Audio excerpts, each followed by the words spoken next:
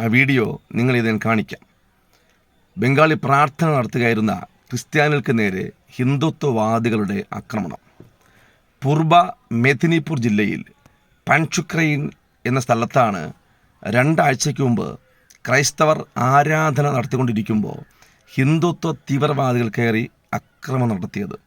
ഈ പ്രാർത്ഥനയിൽ കുഞ്ഞുങ്ങൾ, സ്ത്രീകൾ, അതുപോലെ സഹോദരങ്ങൾ, വാർദ്ധക്യമുള്ള ഒത്തിരി പേര് ഈ പ്രാർത്ഥനയിൽ പങ്കെടുക്കുകയായിരുന്നു. പക്ഷേ ഇതിനകത്ത് ഇരച്ചു കയറി, ഈ പ്രാർത്ഥനാ കൂട്ടത്തിനകത്ത് കയറി ഈ സഹോദരിമാരെ, സ്ത്രീകളെ വലിച്ചിഴയ്ക്കുകയും മുടിയെ വലിച്ചു പൊട്ടിക്കുകയും മാരകമായി ആക്രമിക്കുകയും ഒരു ഭീകരാന്തരീക്ഷം അതിനകത്ത് സൃഷ്ടിച്ച് ആരാധന അലങ്കോലപ്പെടുത്തുകയും ചെയ്തൊരു വാർത്ത ഈ 2 ആഴ്ചകൾക്ക് മുമ്പ് പുറത്തു വന്നിരുന്നു.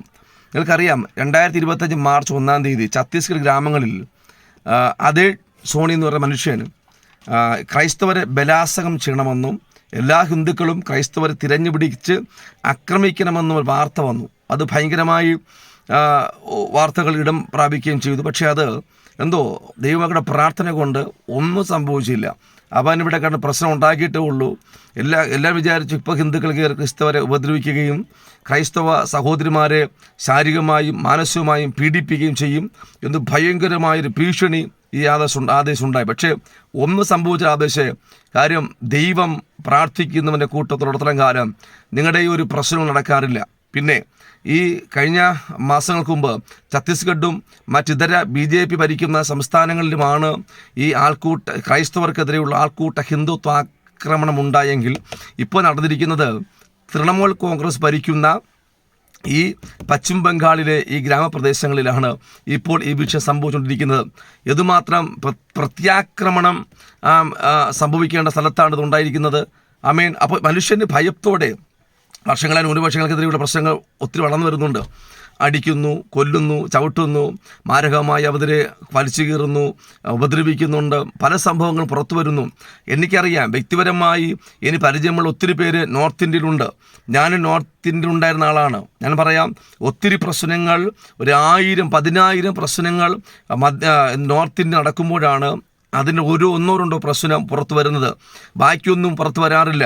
യുണൈറ്റഡ് ക്രിസ്ത്യൻ ഫോറം തന്നെ പുറപ്പെടുവിച്ചിരിക്കുന്ന ഒരു വാർത്തയാണ്, ഒത്തിരി ന്യൂനപക്ഷങ്ങൾക്കെതിരെ ക്രൈസ്തവരെ തിരഞ്ഞുപിടിച്ച് ഏതെങ്കിലും വീടുകളിൽ ആരാധന നടക്കുന്നുണ്ടെങ്കിൽ, ഏതെങ്കിലും ഭവനത്തിൻ്റെ അങ്കണത്ത് ആരാധന നടക്കുന്നുണ്ടെങ്കിൽ, ഏതെങ്കിലും ആലയങ്ങളിൽ പ്രാർത്ഥന നടക്കുന്നുണ്ടെങ്കിൽ ഇവ തിരഞ്ഞുപിടിച്ച് കൂട്ടമായി വന്ന് മർദ്ദിക്കുകയും അവരെ ഭയങ്കരമായി അതിനകത്ത് കയറി കർത്തൃമേശ വയ്ക്കുന്ന മേശ അടിച്ചു പൊളിക്കുക, കർത്തൃമേശ ഒരുക്കി വെച്ച് അപ്പം, അതുപോലെ വീഞ്ഞ് അതിനെയൊക്കെ തട്ടി തകർക്കുക, സൗണ്ട് സിസ്റ്റം അടിച്ചു പൊളിച്ച് കളയുക, കസേര, മേശ, ഇതുപോലെ സകല സാമഗ്രികളെയും സൗണ്ട് സിസ്റ്റം ഉൾപ്പെടെ സഭയ്ക്കകത്ത് കയറി അടിച്ച് തരിപ്പണമാക്കി തകർത്ത് ഒരു ഭീകരാന്തരീക്ഷം ഉണ്ടാക്കി.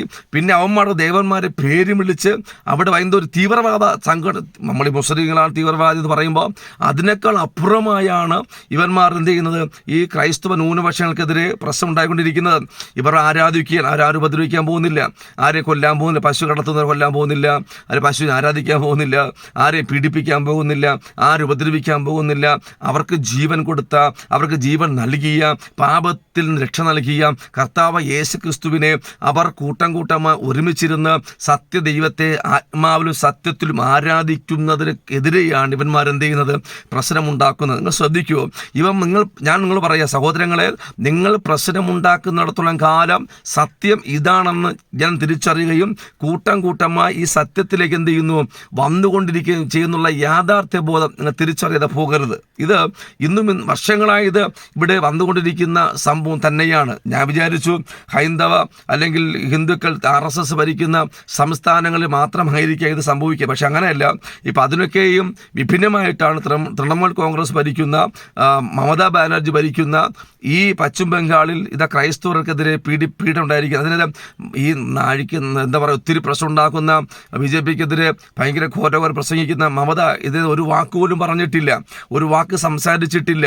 ഈ ക്രൈസ്തവർക്കിടെ ഇത് യുണൈറ്റഡ് ക്രിസ്ത്യൻ ഫോറത്തിനകത്ത് വാർത്ത വന്നതാണ്. പക്ഷേ ഇതിനെതിരെ ഒരു വാർത്തയും ഉണ്ടായില്ല. കഴിഞ്ഞ ട്രംപ് ജയിച്ചപ്പോൾ ഭയങ്കരമായ കൊട്ടിഘോഷമായിരുന്നു. ആ ന്യൂനപക്ഷങ്ങൾക്കെതിരെ അക്രമങ്ങൾ കുറഞ്ഞിട്ടുണ്ട്, മോദി ഇത് ഭയപ്പെട്ട് മാറിയിട്ടുണ്ട്, ഇനി ന്യൂനപക്ഷങ്ങൾക്ക് അക്രമം ഉണ്ടാകും ഉണ്ടാകത്തില്ല. പക്ഷേ അക്രമങ്ങൾ ട്രംപ് കയറിയാലും ആര് കയറിയാലും ഇന്ത്യയിൽ ഇന്നും ക്രൈസ്തവർക്കെതിരെ അക്രമം തുടർന്ന് തന്നെ ഇരിക്കുന്നത്. ഇന്നും അക്രമം നടക്കുന്നുണ്ട്, ഇനി നടക്കുക തന്നെ ചെയ്യും. കാര്യമുണ്ട്. ഇത് എന്നറിയാമോ, കഴിഞ്ഞ ആഴ്ച ട്രംപ് ജയിച്ചോ പറഞ്ഞ വാർത്ത, ഇനിയിപ്പോൾ എന്തായാലും കുഴപ്പമില്ല, ഇനി ഇന്ത്യയിൽ ന്യൂനപക്ഷങ്ങൾക്ക് അല്ലെ ക്രൈസ്തവർക്കെതിരെ ഇനി പീഡനം ഉണ്ടാകത്തില്ല, ഉപദ്രവം ഉണ്ടാകത്തില്ലെന്നാണ്. ചുമ്മാ ട്രംപ് കയറിയതിന് ശേഷമാണ് പശ്ചിമ ബംഗാളിൽ ഭയങ്കരമായ ഭീകര അന്തരീക്ഷം ഉണ്ടാക്കുന്ന ഞെട്ടിപ്പിക്കുന്ന വാർത്ത വന്നിരിക്കുന്നത്. നിങ്ങൾ ആ വീഡിയോ ഞാൻ കേൾപ്പിക്കാൻ കാണണം. നിങ്ങൾ ആ സ്ത്രീകൾ അങ്ങോട്ടും ഇങ്ങോട്ടും ഓടുകയാണ്, അങ്ങോട്ടും ഇങ്ങോട്ടും പരക്കം പായുകയാണ്. എന്തു ചെയ്യണമെന്ന് അറിഞ്ഞുകൂടാ, എന്തു പറയണമെന്ന് അറിഞ്ഞുകൂടാ. കാര്യം ആയുധങ്ങളും മാരകായുധങ്ങളും കത്തികളും കമ്പികളും എന്താ തടിക്കഷ്ണങ്ങളും കമ്പുകളും കൊണ്ട് കയറിയാണ് ഇതിനകത്ത് പാവപ്പെട്ട നിരായുധരായ ഈ സഹോദരിമാർ ആക്രമിക്കാൻ പടക്കൂട്ടത്തിന് നേരെ പാഞ്ഞു ചെല്ലുന്നത് പോലെയാണ് ഇവന്മാർ കയറി വന്ന് ആക്രമിക്കുന്നത്. എൻ്റെ സഹോദര, ഈ പ്രാർത്ഥിക്കുന്ന കൂട്ടത്ത് ഉപദ്രവിക്കുന്ന നിർത്തൂ. ന്യൂനപക്ഷങ്ങൾക്കെതിരെയുള്ള അക്രമം നിർത്തൂ. ദൈവത്തെ ആരാധിക്കട്ടെ, സത്യദൈവത്തിലെ ആരാധിക്കുന്നത്. അതുകൊണ്ട് നിങ്ങൾ നിർത്തൂ. ഞങ്ങൾ പ്രാർത്ഥിക്കുന്നു, ജനം അറിയുന്നു. പിന്നെ ഇത് കുറേ പേര് പറയും അത് വിധിയാണ്, എന്താ പറയുക, ദൈവത്തിന് വരവടുക്കും അങ്ങ് ഉണ്ടാകുന്നതാണ്. പറയുന്ന ആൾക്കാർ അങ്ങ് അടി വാങ്ങൂ, അത് പറയത്തില്ല. പാവപ്പെട്ട ജനം അവിടെ അടി വാങ്ങുന്നു, അതിനെ ന്യായീകരിക്കാൻ വരും. എൻ്റെ പൊന്നു ദേവദാസന്മാർ, യേശു വരും, വന്നോട്ടെ, വിശുദ്ധോട് ജീവിച്ചാൽ മതി. സ്തോത്രം. നിങ്ങൾ ശ്രദ്ധിക്കും, നിങ്ങൾ ദയവ് ചെയ്ത് ഇത് ഷെയർ ചെയ്യുക. ഞാൻ വീഡിയോ നിങ്ങളെ കേൾപ്പിക്കാം, കാണിക്കാം, കണ്ടു നോക്കൂ. അത് എത്ര വേദനാജനകമായ വീഡിയോ ആണത്.